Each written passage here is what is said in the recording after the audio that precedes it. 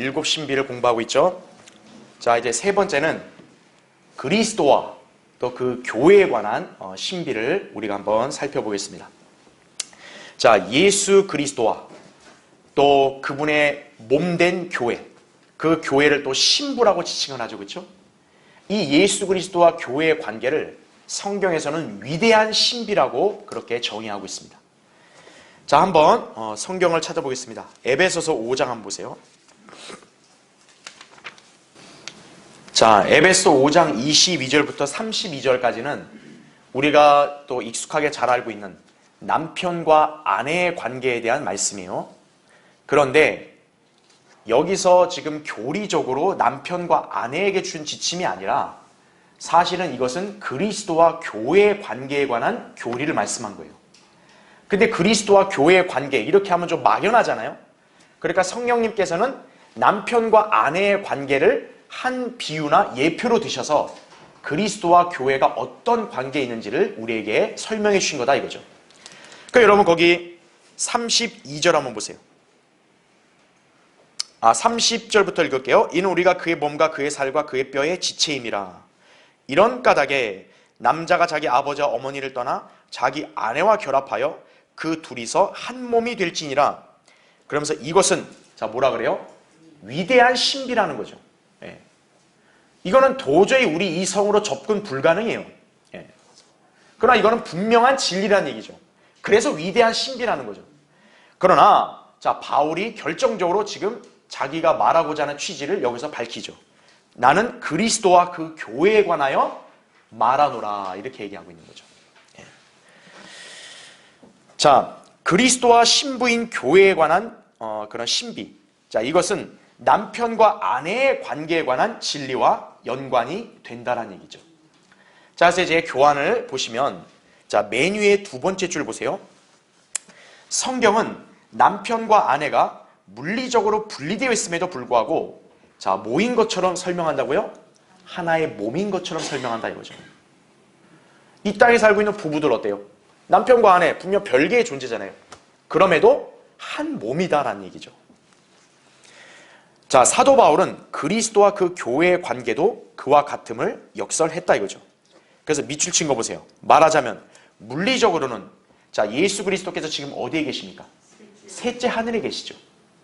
자, 한 몸인 교회를 구성하는 그리스도인들은 지리적으로 어디에 있어요? 지상에 있잖아요. 그런데도 성경은 그 둘이 한 몸임을 말씀하고 있는 것이다 이거죠. 이걸 어떻게 설명하겠냐 이거죠.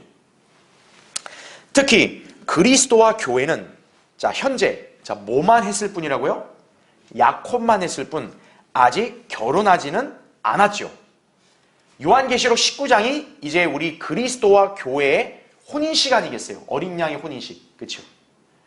아직 우리는 그 혼인식을 치르질 않았어요. 그렇죠? 그러니까 약혼이라고요 지금. 그런데도 불구하고 성경은 그리스도와 교회를 마치 결혼한 남편과 아내의 관계로 설명을 하고 있다는 얘기죠. 예. 약혼과 결혼은 명백히 다른 거잖아요. 그렇죠? 그런데 그리스도와 교회는 결혼한 남편과 아내와 같다. 이렇게 좀 설명하고 있는 거예요. 자, 인간의 이성과 논리로는 참 납득하기 어려운 진리죠. 그래서 바울은 이것을 위대한 신비라고 말하는 것이다 이거죠. 자, 저는 지금 이 강의를 시작하면서 여러분에게 누차 강조하잖아요. 신비는 우리 이성으로 분석하고 이해됐을 때 믿는 게 아니에요. 신비는 우리에게 계시된 분명한 진리이지만 우리 이성으로는 그거를 이해하거나 계산할 수 없다 이거죠. 그렇다고 해서 우리가 그걸 부정해요? 아니라는 거죠. 우리는 그대로 받아들이는 거라는 얘기죠. 예. 오늘도 여러분이 그 자세로 이 그리스도와 이 교회에 관한 신비의 진리를 우리에게 잘 살펴보고 또 하나님의 말씀을 우리가 그대로 믿어야 된다 이거죠. 자, 구체적으로 보겠습니다. 먼저 첫 번째, 위대한 신비. 자, 그리스도와 교회의 관계다라고 했습니다. 자, 밑에 1번은 제가 방금 성경을 읽으면서 여러분에게 설명드린 거죠. 그렇죠? 그래서 에베소 5장 32절에도 위대한 신비라 그러나 나는 그리스도와 그 교회에 관하여 말하노라 이렇게 얘기하고 있는 거죠. 자, 그래서 2번 보시면 어떤 사람이 구원받아 거듭났다면 자, 그 사람은 그리스도의 몸 안에 속하게 된다는 얘기죠. 이때 그리스도의 몸을 이루는 구원받은 사람들은 그의 뼈와 살에서 나온 한 아내이자 신부로 언급이 된다는 얘기죠. 그러니까 우리가 어떤 방식으로 이걸 이해하면 좋냐면, 우리 그리스도인들은 분명히 여러 명이잖아요. 그러나 이 그리스도인들이 구원받았을 때 모두 한 몸인 예수 그리스도 안으로 다 들어갔잖아요. 그렇죠. 그러니까 우리 개개인이 그리스도의 몸에 각각의 어떤 지체를 이루는 건 맞아요. 그렇죠? 그렇지만 그 몸의 지체도 결국 그 몸과 똑같은 거죠. 그렇죠. 네. 자, 그런 개념으로 우리 그리스도인들이 분명 여러 명의 지상에 있다 할지라도 모두가 다 한 몸에 속하고 있기 때문에 결국 그 그리스도인들 개개인이 다 그 한 몸으로 지칭이 될 수 있는 거죠. 예. 그래서 아까 우리 에베소 5장 30절에 읽었던 대로 그의 살과 그의 뼈의 지체라고 이렇게 말하고 있는 거죠. 예. 아니 분명히 몸은 한 개잖아요. 근데 그리스도인들은 엄청나게 많잖아요. 근데 이걸 어떻게 설명하면 되는 거예요? 우리 그리스도인들은 그 한 몸 안에 속한 그의 뼈와 살의 지체다 이거죠. 그러니까 더 깊숙이 들어가면 어느 한 지체겠지만 결과적으로는 그 한 몸의 지칭이 될 수 있는 거죠. 그래서 고린도서 6장 16절에도 둘이 한 몸이 되리라 이렇게 말씀하고 있다 이거죠. 그리스도와 교회는 분명 별개의 두 대상이어도 결국 한 몸이 된다 이렇게 말씀하는 거죠. 자, 3번 보세요. 두 사람이 한 몸이 된다는 사실을 어떻게 설명할 수 있겠는가? 이것은 단순히 둘이 사랑의 관계이기 때문에 하나처럼 행동하고 생각한다는 뜻이 아니라 성경은 둘이 한 몸이라고 말씀한다라는 얘기죠. 여러분, 세상에서 통용되는 인식은 어때요? 우리 부부는 하나야 이렇게 얘기할 때 그냥 막연하게 우리가 부부로 이렇게 관계를 맺었으니 이렇게 서로 우리가 하나로 화합하자 약간 이런 개념으로 인식하잖아요. 근데 성경은 남편과 아내 또는 그리스도와 교회의 관계를 그런 방식으로 설명하는 게 아니에요. 분명하게 둘은 뭐라는 거예요? 한 몸이라는 거예요. 남편과 아내는 분명히 각각 분리되어 존재하는데 어떻게 한 육체일 수 있냐 이거죠. 그래서 이거는 이성적으로 설명 불가능한 신비다 이거죠. 그러나 이거는 단순한 신비가 아니라 바울이 정의하기를 위대한 신비라는 거죠. 위대한 신비. 그래서 밑에 4번 현재 예수님은 셋째 하늘에 계시고 우리 각자는 이 땅에 있다. 성도들은 그분의 일부이고 그분 또한 우리의 일부다라는 얘기죠.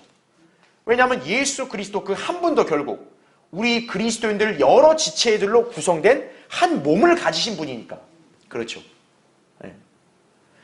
그래서 우리는 딱 그 정도 선에서 이거를 이해하고 그냥 받아들여야 한다는 얘기죠. 자, 그 다음에 두 번째, 그리스도의 신부인 뭐요? 교회다라는 얘기죠. 자, 우리 교회는 이렇게 여러 교회들이 아니라 그리스도의 한 몸, 단수입니다. 그렇죠? 바로 그 단수로 교회를 이렇게 지칭한다는 얘기죠. 자, 1번 보세요. 바울은 이 시대에 사는 그리스도의 신부에 관해서 자, 뭐라고 말해요? 순결한 처녀, 이렇게 단수로 말합니다. virgin, 단수예요. 자, 이 부분을 소위 오늘날 개신교회들, 특히 감리교회가 오해를 하죠. 바로 뭘 갖고 오해하냐면 마태복음 25장에 보면 열처녀 비유 있죠. 그러니까 현명한 처녀, 어리석은 처녀, 처녀들을 오늘날 교회 시대 그리스도인들에게 적용한다 이거죠. 근데 그거는 제가 누누이 말씀드렸죠. 그거는 잘못된 교리라고요. 왜요? 교회는 한 번도 처녀들 이렇게 다 복수로 이렇게 지칭된 적이 없어요. 교회는 순결한 처녀 이렇게 단수라 이거죠. 자, 거기 고린도서 11장 2절에 이렇게 기재되었죠. 내가 너희를 자, 한 남편에게 정혼시켰나니 이렇게 얘기하죠. 이는 잘 보세요. 한 순결한 처녀로 너희를 그리스도께 바치려는 것이라 이렇게 말씀을 하고 있는 거죠. 그러니까 우리가 잘 알아야 될 게 뭡니까? 만약에 마태복음 25장에 나오는 열 처녀들이 교회라고 한다면 예수님은 한 여자하고만 결혼한 게 아니라 여러 명의 여자들과 결혼한 일부 다처주의자가 되는 거예요. 말이 안 되죠. 예수님은 마태복음 19장에서도 분명히 말씀했잖아요. 부부는 뭡니까?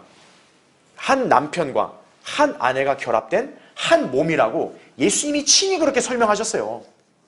그런데 어떻게 그분 자신이 여러 명의 여자들과 결혼하냐고요. 말이 안 되잖아요.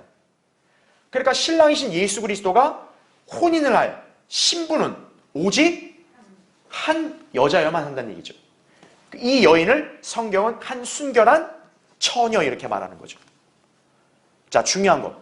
처녀는 결혼한 적이 있는 여자예요? 아니면 결혼하지 않은 여자예요? 결혼하지 않은 여자라는 얘기죠. 예. 이게 중요합니다. 젊은 여자와 처녀를 이렇게 혼동하면 안 돼요. 젊은 여자는 결혼할 수도 있는 거죠. 그렇죠. 또는 남자와 관계를 맺을 수도 있는 거 아니에요. 젊은 여자여도. 그렇죠. 그러나 처녀는 다르다고요. 처녀는 결코 어떤 다른 남자와 관계를 맺은 적이 없는 여자예요. 지금 교회는 뭡니까? 바로 그 어떤 다른 대상과 결코 결혼한 적이 없다 이거죠. 오직 이 순결한 처녀는 누구와 한 몸이 되는 거예요? 예수 그리스도와만 한 몸이 되는 거란 얘기죠. 그러니까 교회가 단수라는 것은 중요하다는 얘기예요. 예. 그러니까 이 단수인 교회 안에 여러분이 그 일부인 거죠. 그렇죠. 예. 자, 밑에 2번 보세요. 구원받은 그리스도인들은 예수 그리스도의 몸의 지체들이 된다 이죠. 그래서 그리스도의 몸을 이루는데 이것이 교회다. 이때 교회가 바로 그리스도의 신부이고 바울은 신부를 아직 결혼하지 않은, 제가 방금 설명한 대로 즉 육체를 합하지 않은 처녀로 묘사하고 있다라는 얘기죠. 자, 이제 그 다음 페이지에 맨 위에 3번 보시면, 자, 성경에서 결혼은 남편과 아내의 육체적인 결합으로 묘사하고 있죠. 네. 그러니까 그렇게 봤을 때 교회는 결혼하지 않은 처녀잖아요. 그러니까 아직 그리스도와 어떻게 보면 한 몸이 된 거는 아닌 거예요. 성경적인 결혼의 관점으로 봤을 때는. 그렇죠? 그런데 거기 밑줄 친 거 보세요. 그리스도의 신부인 교회는 아직 결혼하기 전 약혼 상태인데도 불구하고 바울은 에베소서에서 우리를 그분의 살과 뼈의 지체라고 말하면서 교회와 그리스도의 관계를 남편과 아내의 관계로 설명하고 있다는 얘기죠. 말하자면 우리는 그분의 아내이면서 그분의 몸인 것이다라는 얘기죠. 그러니까 성경적 관점을 봤을 때도 사실 어떻게 보면 약간 이치 안 맞는 것처럼 우리가 느껴질 수 있고, 그리고 물리적으로는 이건 더더욱 말이 안 되죠. 물리적으로 우리는 땅에 있고 예수 그리스도와 하늘에 있는데요. 그렇죠? 그런데도 그리스도와 교회를 한 몸이다 이렇게 설명하고 있는 것이죠. 자, 밑에 4번 보세요. 영에 관한 한, 자, 우리는 지금 주님과 연합되어 있다는 얘기죠. 그러니까 여러분이 잘 알아야 될 게 뭐냐면, 일단 영적으로 봤을 때는 우리는 지금 주님과 연합을 하고 있는 거예요. 자, 거기 고린도전서 6장 17절 교환에 나오죠. 그러나 주와 합하는 자는, 자, 뭐라고 지칭해요? 한 영이니라 이렇게 말하고 있습니다. 지금 우리의 영 안에 누가 내주하고 계세요? 예수 그리스도 성령님이 내주하시잖아요. 그러니까 우리는 이미 우리의 영은 어떤 거예요? 주님과 이미 합한 거예요. 그렇죠? 비록 몸에는 아직 결혼이 이루어지진 않았지만 영으로는 이미 사실 결혼한 상태와 같은 거죠. 그렇죠? 왜냐? 합했으니까. 그렇죠? 우리 모두 주와 합해서 한 영으로 이렇게 지칭이 되니까요. 그렇죠? 자, 그 다음에 5번을 보세요. 성경은 구원받은 사람들의 존재에 대해서 몸은 땅에 있는 동시에, 자, 영은 어디에 있음을 말씀합니까? 천상에 있음을 말씀합니다. 자, 거기 에베소 2장 6절에 말씀이 나오죠. 그 교환에 보면 또 함께 일으키사 그리스도 예수 안에서, 자, 어디에 앉히셨다 그래요? 천상에 함께 앉히셨으니 이렇게 나옵니다. 자, 방금 제가 설명할 때 우리는 지금 주님과 합해서 한 영이 됐다 그랬죠. 그렇죠? 그러니까 주님의 영이 있는 곳에 사실 우리의 영도 같이 있는 그런 거와 똑같다는 얘기죠. 그래서 우리가 거듭났을 때 이미 성령님을 통해서 우리가 주님과 합해져서 주님의 영이 셋째 하늘에 계신다면, 자, 우리도 역시 어떤 거예요? 영은 주님과 함께 셋째 하늘에 있는 거란 얘기죠. 그러니까 여러분은 지금 지리적으로는 이 땅에 있어도 이미 영은 주님과 합한 상태이다 보니까 지금 주님이 계신 곳에 함께 있는 거와 같다는 얘기죠. 우리가 이 참 놀라운 진리를 우리는 여러분 그대로 믿어야 한다는 얘기죠. 자, 그 다음에 밑에 6번. 그리스도인은 영적인 존재다 이거죠. 우리는 주님과 몸으로는 떨어져 있어도 영적으로 그분과 동행하며 영적인 교제를 나눌 수가 있죠. 그렇죠. 이에 성경은 자, 우리에게 이렇게 말씀하고 있죠. 그러므로 우리가 은혜의 보좌로 담대히 나아가자. 이는 우리가 자비를 얻고 필요한 때에 도우시는 은혜를 발견하기 위함이라. 히브리서 4장 16절에 말씀하고 있는 거죠. 자, 그리하여 우리는 영 안에서 주님의 보좌에 있는 것이다라는 얘기죠. 네. 그러니까 사실은 우리가 성경적 결혼의 관점과 또 물리적인 어떤 영역으로 봤을 때는 이게 좀 안 맞는 것 같지만 사실 이미는 우리 영적으로 다 주님과 합한 상태라는 얘기죠. 예. 자, 그래서 밑에 7번을 보세요. 따라서 우리는 이중적인 존재가 된다라는 얘기죠. 그러니까 어찌 보면 그리스도인은 약간 이중적인 그런 존재예요. 어떤 의미에서는 우리는 처녀인 신부가 되는 거예요.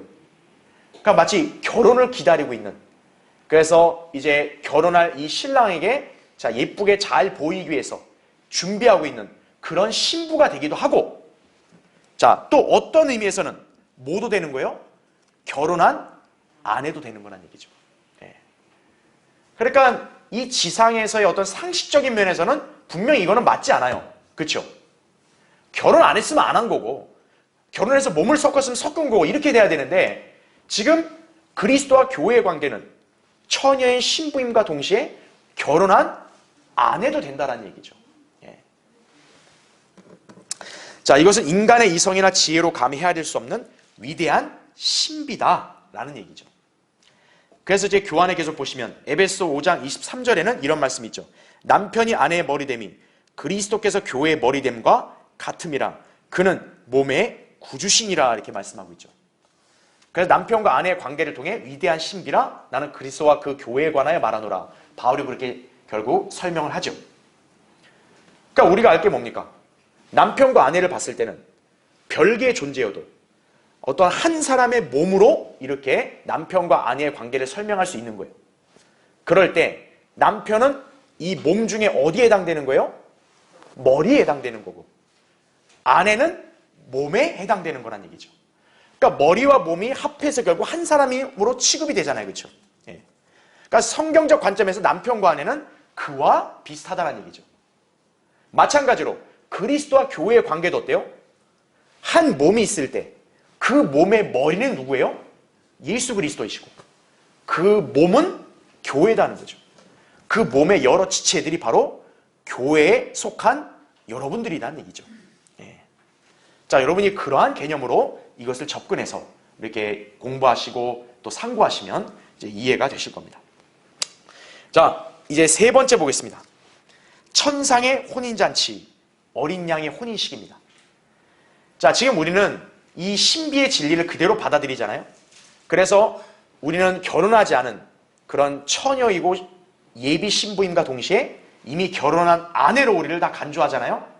그런데 그렇게 간주하는 거로 끝나는 게 아닙니다. 성경은 언젠가는 이제 신랑이신 예수 그리스도와 신부인 교회가 이제 마침내 뭐를 치러요? 혼인식을 치러서 이제는 진정한 결혼을 할 것을 말씀하고 있다는 얘기죠. 자, 밑에 1번을 보십시오. 그리스도인들이 휴거되고 난 이후 그리스도의 심판석을 통해 정결하게 되면 마침내 온전하게 예비된 신부로서 주님 앞에 설 것이다 라는 얘기죠. 자, 거기 교환에 나온 대로 에베소서 5장 26절 27절을 보세요. 자, 이는 그가 교회를 자 어떻게 한대요? 말씀에 의한 물로 씻어 거룩하게 하시고 깨끗게 하사, 그 다음 잘 보세요. 자기 앞에 영광스러운 교회로 나타내서 점이나 주름진 것이나 또는 그러한 것들이 없이 거룩하고 흠없게 하려 하심이니라 이렇게 말씀을 하고 있죠. 자, 이게 무슨 말씀일까요? 이거 잠깐 여기 한번 보세요. 자, 성경에서 교회를 얘기할 때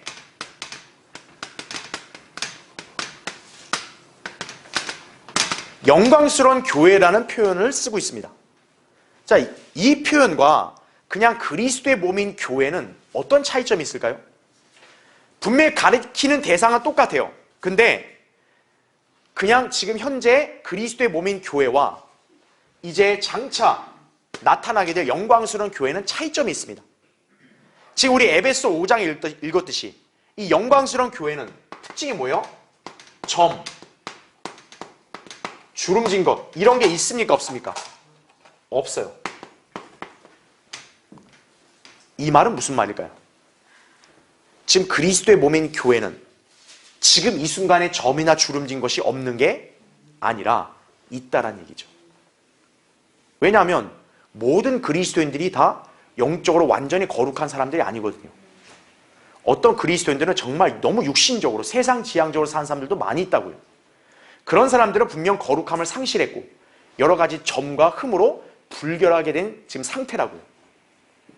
그렇기 때문에 이 영광스러운 교회 이전에 먼저 교회는, 우리가 아는 그리스도의 몸인 이 교회는 뭔가 정결케 되는 과정이 필요한 거예요. 예.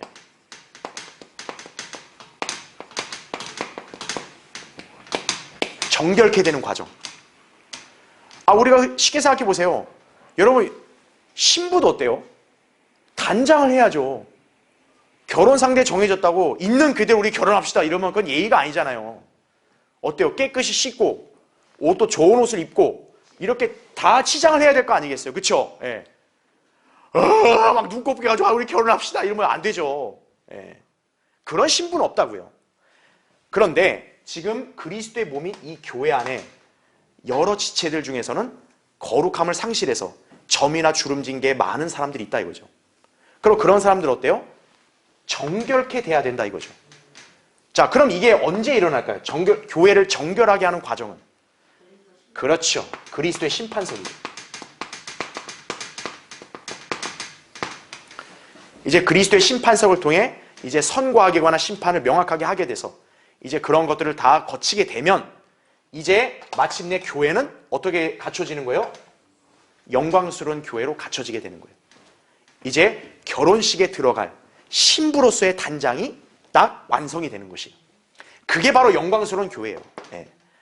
그러니까 지금 신랑이신 예수 그리스도는 이제 언젠가 이 그분의 신부인 교회를 정결하게 해서 영광스러운 교회로 나타나게 하실 거란 얘기죠. 바로 이 영광스러운 교회가 이제 장차 어린 양의 혼인식의 신부로서 이제 등장하게 되는 것이 바로 이제 어린 양의 신부라는 거죠. 그래서 이제 어린 양의 혼인식에 들어가기 전에는 보통 신부가 결혼식 들어가기 전에 단장하듯이 자, 교회도 그렇게 점이나 주름진 것을 정결하게 해야 된다 이거죠. 그렇게 해서 이제 어린 양의 혼인식 가서 이제 진정한 결혼식을 치르게 되는 것이죠. 예. 이번에 어린 양의 혼인식의 주인공은 신랑이신 주 예수 그리스도와 신부인 교회다 이거죠. 그러면 마침내 공식적인 남편과 아내로서 이제 온전히 한 몸이 될 것이다라는 얘기죠. 예. 그래서 여러분 거기 교환에 기재되어 있지만 요한계시록 19장 7절과 8절이 바로 어린 양의 혼인식에 관한 예언이죠. 그렇죠? 거기 보시면 기뻐하고 즐거워하며 그분께 존귀를 돌리세. 이는 어린 양의 혼인식이 다가왔고 그럼 잘 보세요. 그의 아내도 자신을 어때요? 예비하였습니다. 이제 그녀에게 허락하사 정결하고 흰 세마포를 입게 하셨으니 세마포는 성도들의 의라고 하더라. 이렇게 말씀을 하고 있는 것이죠. 그래서 이제 어린 양의 혼인식 때 아내가 이제 잘 단장되고 예비가 되는 거죠.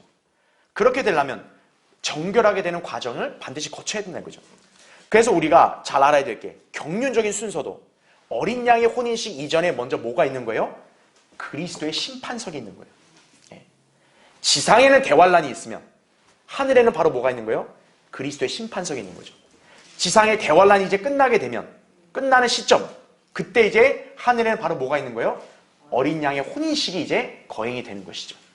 그래서 어린 양의 혼인식이 끝나게 되면 이제 어떻게 되는 거예요? 신랑과 신부가 신혼여행 고! 하듯이 이제 어떻게 되는 거예요? 지상으로 재림을 하는 거죠.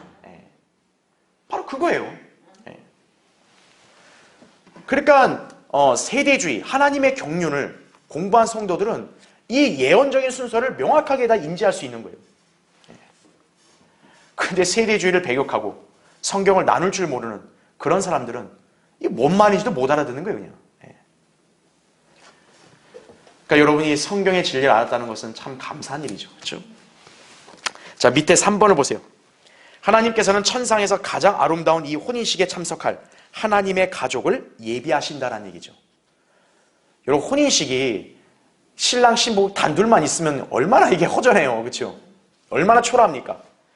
하나님께서 자신의 아들의 결혼식을 그렇게 치르실 분이 아니죠.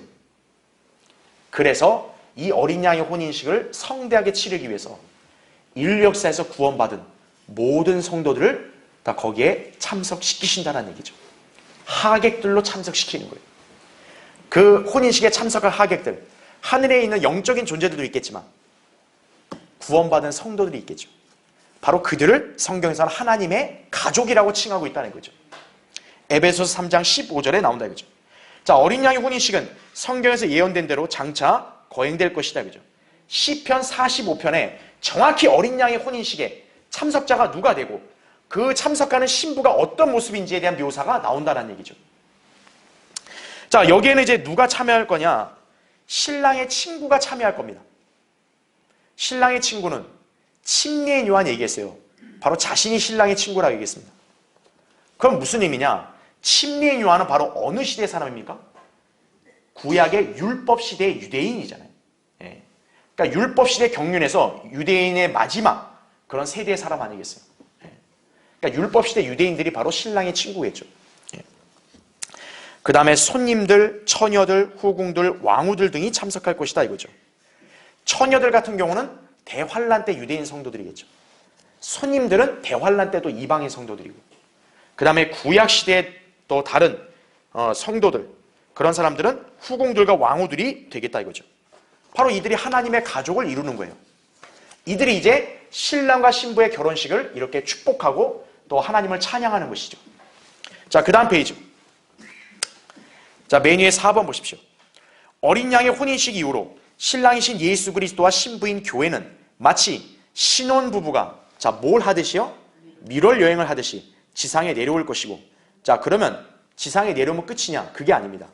이 지상에서는 왕의 아들의 혼인잔치가 또 있을 것이다 이거죠. 예. 그러니까 여러분 이걸 마치 뭘 연상하면 되냐면 결혼식 뒤에 피로연 막 이런 거 있잖아요. 그러니까 그런 것처럼 일종의 약간 예수 그리스도가 이제 신부인 교회와 천상에서 혼인식을 치른 다음에 이제 지상에 재림하시게 되면 이 지상에서 혼인잔치를 한 번 더 펼칠 것이다. 그렇게 여러분 이해하시면 됩니다. 예. 그래서 마태복음 22장 2절에는 이런 말씀이 있는 거죠. 천국은 마치 자기 아들을 혼인시킨 어떤 왕과 같으니 이렇게 말씀하고 있죠. 우리가 알다시피 천국은 지금 하늘에 있는 그런 나라가 아니잖아요. 지상의 왕국 아니에요. 그러니까 천국의 비유를 얘기할 때 여기 나온 대로 자기 아들을 혼인시킨 왕과 같다 그러잖아요. 예. 그러니까 왕의 아들은 누구예요? 예수 그리스도 아니겠어요? 그렇죠? 예. 그러니까 그분의 혼인잔치가 지상에서 또 다시 펼쳐진다는 얘기죠. 예. 자, 밑에 5번을 보십시오. 교회는 하루속히 신랑이신 주님께서 부르실 그날을 소망해야 한다 이거죠.